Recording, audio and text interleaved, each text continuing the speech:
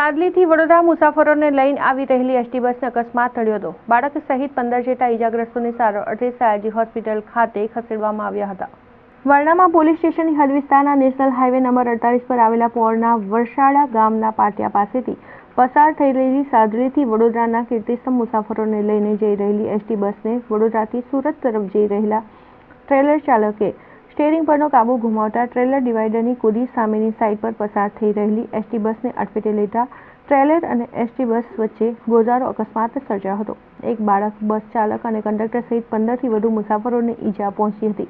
વડોદરા મુસાફરોને લઈ આવી રહેલી એસટી બસને નડેલ ગોઝાર અકસ્માતના પગલે વરણામાં પોલીસ તેમજ 108 એમ્બ્યુલન્સ તાત્કાલિક ઘટના સ્થળે દોડી આવી હતી અને એસટી બસના ડ્રાઈવર ધર્મેશભાઈ, કંડક્ટર દક્ષાબેન પરમાર અને એક બાળક સહિત ઈજાગ્રસ્ત 15 જેટલા મુસાફરોને સારવાર અર્થે વડોદરાની સયાજી હોસ્પિટલમાં તાત્કાલિક વિભાગમાં ખસેડવામાં આવ્યા હતા. હાલ તમામ ઈજાગ્રસ્તો સારવાર હેઠળ છે.